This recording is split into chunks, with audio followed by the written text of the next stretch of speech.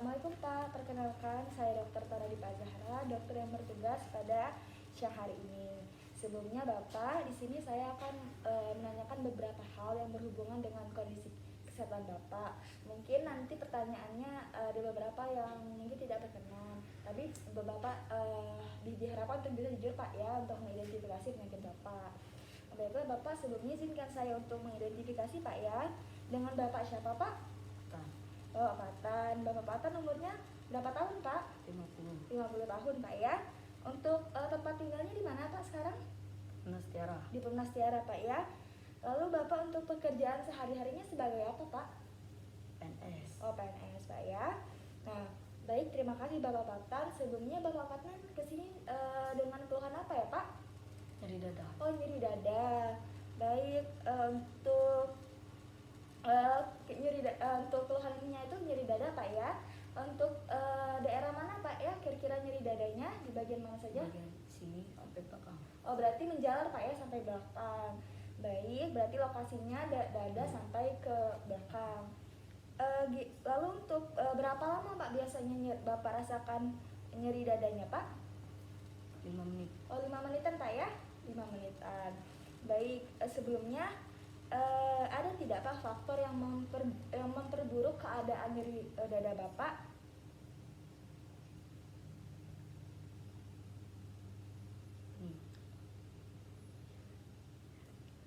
Oh ketika Bapak sedang pusing Pak ya. Berarti kalau misalnya Bapak pusing berarti nyeri dadanya kambuh. Baik Bapak, sebelumnya apakah Bapak ada gejala lain selain nyeri dada? Tidak ada Pak ya. Baik. Di sini Bapak Fatan, sebelumnya apakah Bapak mengkonsumsi obat-obatan tertentu Pak? Paracetamol. Oh paracetamol. Biasanya Bapak menggunakannya berapa kali Pak? 3 kali. 3 kali Pak ya. Ketika Bapak mengkonsumsi paracetamol, apakah Bapak merasa lebih enak atau tidak Pak?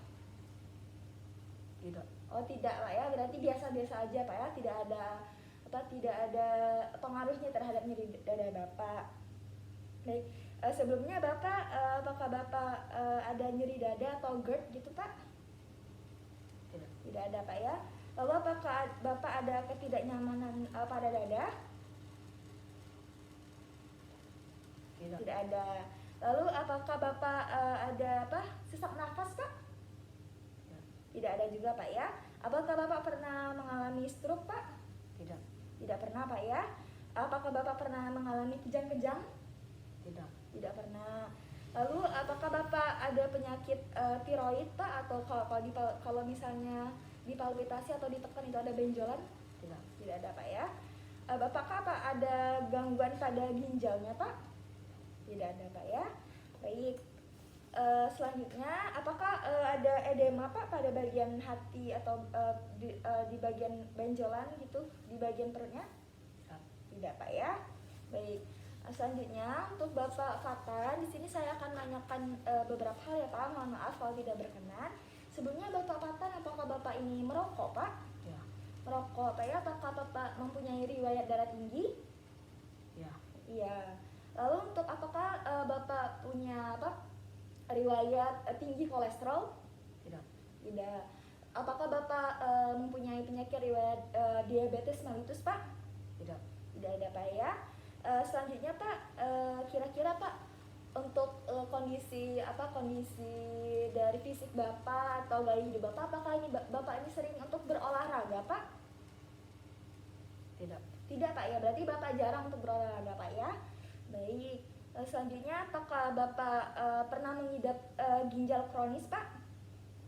Tidak. Tidak Pak ya. Lalu apakah Bapak juga pernah mengalami obesitas? Ya. Ya baik. Sebelumnya Bapak di keluarga Bapak sendiri, apakah ada keluarga Bapak yang mengidap penyakit kardiovaskular atau penyakit jantung? Ya. Baik. Nah, Bapak untuk informasi ini saya terima kasih Bapak telah menjawab pertanyaan dari saya. Di sini sebelumnya Bapak misalkan saya saya memberikan obat atau memberikan informasi ini kepada Bapak tentang penyakit Bapak, ataukah ada keluarga Bapak yang bisa memantau keadaan Bapak? Ada. Kalau boleh tahu siapa ya Pak? Istri saya. Oh, istri Bapak. Berarti nanti saya akan berikan informasi ini kepada istri Bapak, yang mana istri Bapak itu akan membantu dari keluhan, untuk membantu terapi dari keluhan Bapak serta mengontrol ketika Bapak untuk minum obat. Baik Bapak, terima kasih Pak ya.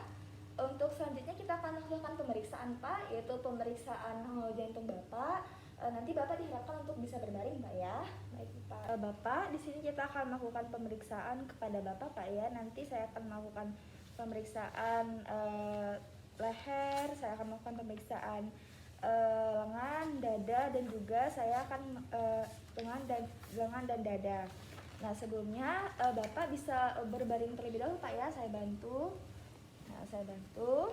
Nah, setelah itu setelah kita bantu pasien untuk berbaring di meja pemeriksaan, lalu kita cuci tangan 6 langkah menurut WHO menggunakan sabun ataupun hand sanitizer. Nah, setelah selesai, pemeriksa harus berada di sisi kanan pasien. Ini sisi kanan pasien. Lalu selanjutnya kita akan melakukan pemeriksaan fisik umum. Bapak Patan, selanjutnya kita akan melakukan pemeriksaan leher ya Pak.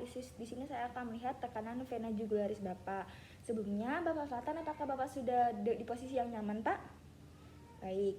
Nah, di sini saya akan angkat kepala sedikit di atas bantal untuk mengendurkan otot sternomastoidnya. Di sini sudah ditaruh di atas kepala. Bisa Bapak naik lagi, Pak? Nah, selanjutnya di sini tinggikan kepala tempat tidur atau meja sekitar 30 derajat dan putar kepala pasien sedikit menjauh dari sisi yang Anda periksa. Di sini Bapak bisa putar sedikit, Pak. Boleh lagi? Udah. Nah, di sini saya identifikasi vena jugularis interna dan titik nadi tertinggi di vena jugularis interna atau eksterna di bagian bawah leher di sini. Nah, selanjutnya saya akan rentangkan objek persegi panjang atau secara horizontal dari titik ini. Lalu dan penggaris cm secara vertikal dari sudut internal. Di sini untuk jarak vertikal dan cm itu di atas sudut dada tempat benda horizontal melintasi penggaris. Nah, sudut sternumnya itu sekitar 5 cm, kira-kira seperti ini. Nah, di sini di atas atrium kanan. Nah, tekanan yang diukur dapat dicatat sebagai 5 plus titik H2O. Nah, untuk jaraknya ini adalah tekanan dari vena jugularis. Nah, di sini saya akan melihat denyut nadi karotisnya. Di sini saya akan nilai amplitude dan konturnya. Di sini pasien masih berbaring dengan kepala tempat tidur masih dengan tinggi 30 sampai 45 derajat. Untuk memeriksa nadi karotis itu periksa leher untuk pulsasi dari karotisnya. Nah, di sini kita letakkan telunjuk kiri dan jari tengah atau ibu jari pada arteri karotis kanan di sepertiga bawah leher.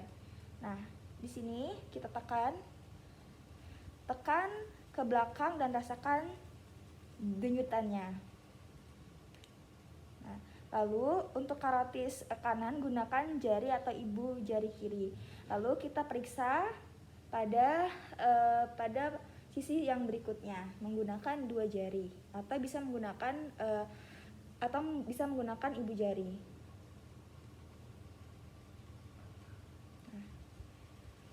Kita tingkatkan tekanan sampai saya merasakan denyut dan kontur dari maksimal. Nah, tapi jangan pernah untuk menekan kedua arteri karotis secara bersamaan. Jadi tidak boleh ditekan secara bersamaan. Lalu di sini saya akan menggunakan stetoskop, menggunakan diafragma. Di Di sini saya akan memakai menggunakan stetoskop pada bagian diafragmanya. Di sini saya akan memeriksa sensasi dan berwit. Selama saya akan palpasi, deteksi ada atau tidaknya gerakan atau getaran yang ada pada arteri karotisnya. Sini periksa. Bapak bisa untuk tarik nafas dan menahan nafasnya Pak ya. Bisa tarik Pak. Tahan Pak ya. Selanjutnya kita lakukan pemeriksaan di satu sisinya. Tarik Pak ya. Tahan. Ya, kita akan melakukan pemeriksaan pada lengan yaitu arteri brachialis. Di sini lengan pasien itu harus beristirahat dengan sikunya diluruskan dan telapak tangannya ke atas. Jadi telapak tangannya ke atas seperti ini. Nah, selanjutnya di sini lenturkan sikunya ke tingkat yang bervariasi untuk mendapatkan relaksasi otot yang optimal.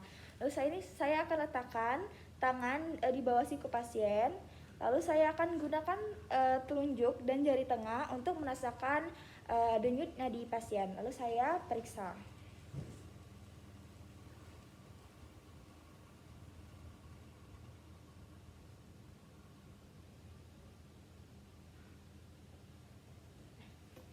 Selanjutnya di sini saya akan melakukan melihat PMI pada titik A, yaitu saya akan melakukan inspeksi.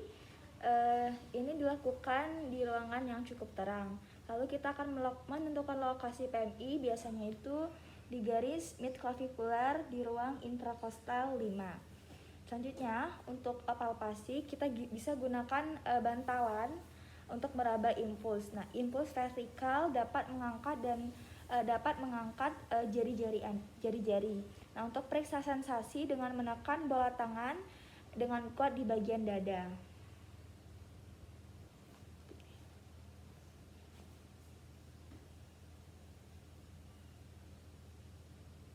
Lalu cobalah untuk selanjutnya untuk menilai PMI dengan posisi seperti ini, yaitu posisi terlentang. Nah, jika gagal dalam menilai PMI, coba posisi dekubitus lateral ke kiri. Bapak bisa untuk menghembuskan nafas sebentar Pak. Sabar ya. Nah, selanjutnya Bapak bisa menghadapkan agak sedikit ke kiri Pak. Menghadap ke kiri. Ya, enggak. Nah,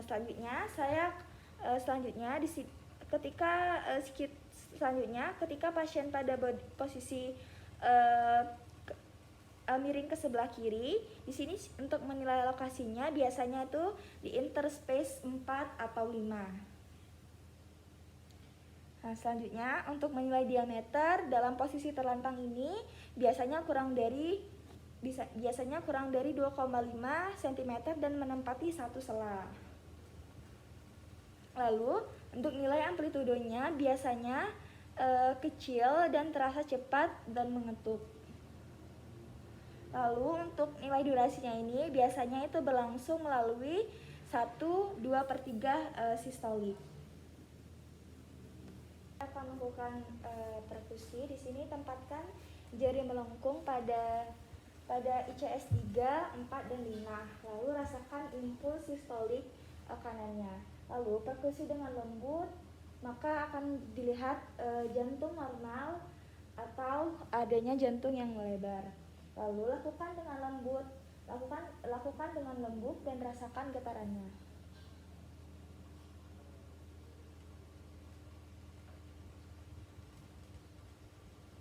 Lalu untuk menentukan batas kiri jantung perkusi itu dilakukan dari sisi lateral hingga ke area sternum.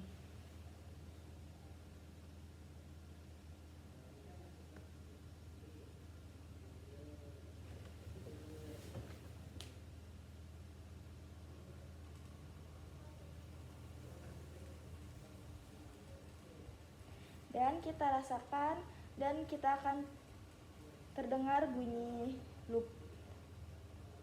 duk ketika melakukan perkusi. Kita akan mendengarkan bunyi jantung S1 dan S2 pada pasien. Kita akan memeriksa seluruh bagian prekardium pada pasien ini.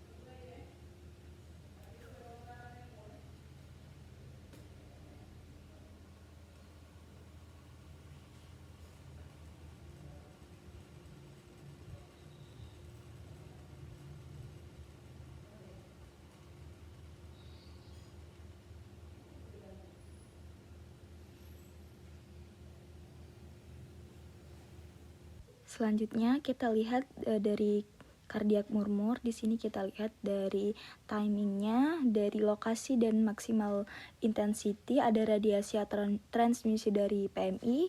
Selanjutnya dilihat dari intensitas, lalu dari kualitas, dari pitch dan dari kualitasnya. Yang pertama, untuk waktunya di sini kita tentukan murmur sistolik atau diastolik. Sistolik antara S1 dan S2, murmur diastolik antara S2 dan S1. Palpasi nadi karotis saat mendengarkan murmur yang bertepatan dengan abstrik. Selanjutnya, untuk lokasi dari maksimal intensity ini, temukan lokasinya dengan menjelajahi area tempat dan mendengar gumuman tersebut.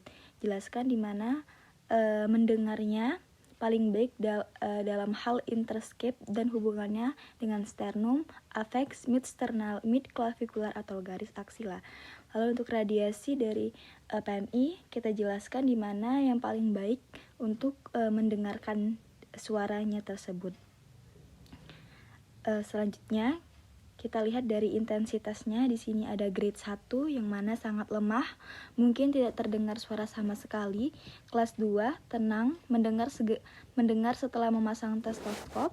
Derajat 3 cukup keras, derajat 4 keras dengan sensasi teraba, derajat 5 sangat keras, mungkin terdengar ketika stetoskop sebagian dari dada, dan yang terakhir grade 6 sangat keras dengan sensasi. Lalu untuk intensitasnya di sini tingkat 1 hampir tidak terdengar, tingkat 2 terdengar tapi lembut, tingkat 3 mudah terdengar, dan tingkat 4 itu adalah keras. Selanjutnya untuk pitch, kita lihat apakah ini dikategorikan sebagai tinggi, sedang, ataupun rendah. Lalu untuk kualitasnya dijelaskan apakah dia bertiup, bergemuruh, atau terdengar musikal. Baiklah Bapak Patan, dari hasil pemeriksaan fisik tadi yang kita lakukan Bapak, dapat disimpulkan bahwa pada jantung Bapak itu ada masalah pada jantung Bapak. Nah, oleh karena itu Bapak, saya menyarankan Bapak untuk Bapak bisa berhenti merokok, Bapak menjaga pola hidup Bapak seperti Bapak bisa berolahraga Kak ya. Bapak bisa berolahraga kira-kira 3-5 minggu sekali. Lalu untuk makanannya Bapak harus dijaga juga Pak. Bapak itu harus mengkonsumsi makanan yang tinggi serat dan rendah lemak. Nah, selanjutnya nanti saya akan memberikan obat kepada Bapak. Obat yang saya akan berikan kepada Bapak tadi yaitu obat yang diminum di mana ditaruh di bawah lidah Bapak. Nanti saya informasikan lebih lanjut, dan Bapak harus rutin meminumnya Pak ya. Nah, apabila Bapak mengalami nyeri dada hal seperti itu, harus Bapak bisa minum obatnya, dan jika Bapak mengalami hal itu kembali, Bapak bisa konsultasikan itu kepada saya kembali Pak ya. Jadi Bapak harus menjaga pola makan, olahraga, minum obat teratur, serta jangan lupa untuk istirahat yang cukup. Baik Bapak, mungkin itu saja yang bisa saya sampaikan. Sebelumnya Bapak Fatan, apakah ada yang ingin ditanyakan? Tidak ada Pak ya. Baik Bapak, semoga cepat sembuh ya Pak. Terima kasih Pak.